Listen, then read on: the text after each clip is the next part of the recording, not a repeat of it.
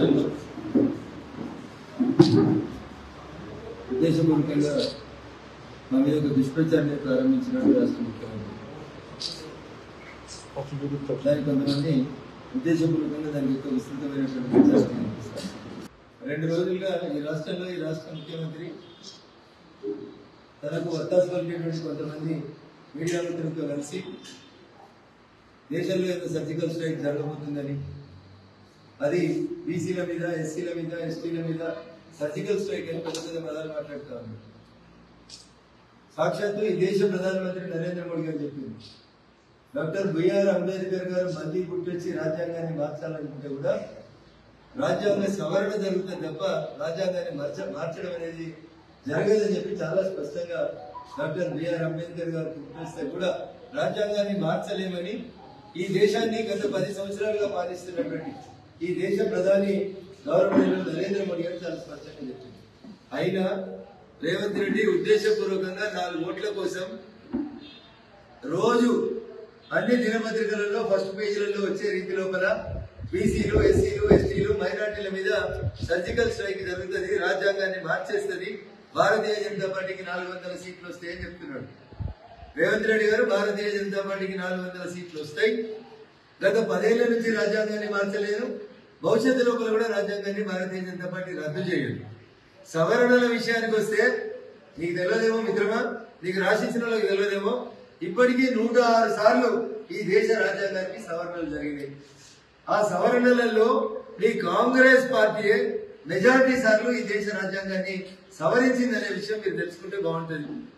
ఆఖరికి మీరు చెప్తున్నటువంటి మైనార్టీలకు ఏదో ఇబ్బంది అవుతుందని మాట్లాడుతున్నటువంటి మైనార్టీల అంశం కానీ, సెక్యులరిజం అనేటువంటి పదాన్ని కానీ భారత రాజ్యాంగాన్ని రాసిన బిఆర్ అంబేద్కర్ గారు భారత రాజ్యాంగంలో సెక్యులరిజం అనే పదాన్ని పెట్టలేదు. దాన్ని భారత రాజ్యాంగానికి 42వసారి సవరణ చేసి 1976లో శ్రీమతి ఇందిరాగాంధీ గారు తీసుకొచ్చి పెట్టినటువంటి అంశం సెక్యులరిజం అనేటువంటి పదం. ఏం తెలియకుండా అన్నీ తెలిసినట్టు బీజేపీ వస్తే రాజ్యాంగం మారుతుంది. బీజేపీ వచ్చేదేంటి? బీజేపీ ఆల్రెడీ 10 ఏళ్ల నుంచి ఉన్నది. ఈ దేశంలో 2/3 మెజార్టీ కావాలని మీరు మాట్లాడుతున్నారు. మాకు ఆల్రెడీ 2/3 రాష్ట్రాల ముఖ్యమంత్రి మాకు ఉన్నారు. ఆల్రెడీ 10 ఏళ్ల నుంచి రాజ్యాంగం మార్చలేదు కదా, మీరు కదా తప్పుడు పనులు చేసేది. సుప్రీంకోర్టు జడ్జిమెంట్ షాబాను అనే కేసులో ఒక ముస్లిం మహిళ, ఏదో ముస్లిం సమాజం ఆలోచించాలి, ముస్లిం మత పెద్దలు ఆలోచించాలి. షాబాను అనే కేసులో సుప్రీంకోర్టు ఒక జడ్జిమెంట్ ఇచ్చింది, ముస్లిం మహిళలకు కూడా మనోవర్తి ఇవ్వడం న్యాయం, భర్త వదిలేసినటువంటి ఆడపిల్లకి మనోవర్తి ఇవ్వాలని సుప్రీంకోర్టు జడ్జిమెంట్ ఇస్తే ముస్లిం మహిళలకి సుప్రీంకోర్టు మనోవర్తి ఇవ్వమంటే ఆ జడ్జిమెంట్ ని చించి బయట పారేసి ముస్లిం మహిళలకి మనోవర్తి అవసరం లేదని భారత రాజ్యాంగాన్ని సవరించింది ఎవరంటే రాజీవ్ గాంధీ, అప్పటి కాంగ్రెస్ ప్రధానమంత్రి. ఇలా ముస్లిం మహిళల్ని ఆలోచించుకుని అడుగుతున్నా నేను, మీకు కష్టమైతే మీ త్రిపుల్ తలాక్ ఎత్తేసింది భారతీయ జనతా పార్టీ నరేంద్ర మోడీ గారి నాయకత్వం. కానీ మీకు మెయింటెనెన్స్ ఇవ్వమని చెప్పి సుప్రీంకోర్టు జడ్జిమెంట్ ఇస్తే సుప్రీంకోర్టు జడ్జిమెంట్ కూడా బయటపడేసినటువంటి party Congress party. Congress party ఏ రోజు కూడా మైనార్టీల హక్కుల కోసం మాట్లాడుతుంది తప్ప ఏ రోజు కూడా చేయలేదు. సబ్కా సాత్, సబ్కా వికాస్, సబ్కా విశ్వాస్ అనేటువంటి నినాదంతో ఖచ్చితంగా ఈ దేశంలో అన్ని వర్గాల ప్రజల్ని కాపాడుతూ వచ్చింది భారతీయ జనతా పార్టీ తప్ప ఇంకొకరు కాదు. అసలు రేవంత్ రెడ్డి గారు భారత రాజ్యాంగానికి మొదటి సవరణ ఎప్పుడు జరిగింది ఎవరైనా తెలుసా? మీకు ఐడియా ఉందా? ఇందిరాగాంధీ గారు ఎన్నిసార్లు మార్చిందో మీకు జ్ఞాపకం ఉందా? జవహర్లాల్ నెహ్రూ గారి హయాంలో రాజ్యాంగం ఎన్నిసార్లు సవరించబడిందో ఐడియా ఉందా మీకు? మాట్లాడితే ఇందిరమ్మ రాజ్యం చేస్తాం. ఏం తెలుసు రేవంత్ రెడ్డి గారు మీకు? ఇందిరమ్మ రాజ్యంలో ఈ దేశంలో భారత రాజ్యాంగం పౌరులకు ఇచ్చిన అన్ని హక్కుల్ని రద్దు చేసి ఈ దేశంలో ఎమర్జెన్సీ తెచ్చి జర్నలిస్టుల ఆఫీసులలో పోలీసులను కూర్చోబెట్టి ఏ వార్తలు రాయాలనేటువంటి డిక్టేషన్ ఇచ్చినటువంటి ప్రభుత్వం ఇందిరమ్మ రాజ్యం రేవంత్ రెడ్డి గారు. జర్నలిస్ట్ మిత్రులు ఎలా ఆలోచించాలి? ఏదో జరుగుతా ఉంది, ఏం జరుగుతుంది? జరిగేదంటే 10 ఏళ్ల నుంచి ఎందుకు జరగలేదు? రాజ్యాంగం సవరిస్తామంటే 10 ఏళ్ల నుంచి మమ్మల్ని ఆపింది ఎవరు? ఏం చేసినాం మేము? ఆర్టికల్ 370 రద్దు చేసినాం, చేసినాం కదా, పార్లమెంట్ లో పెట్టి చేసినాం కదా.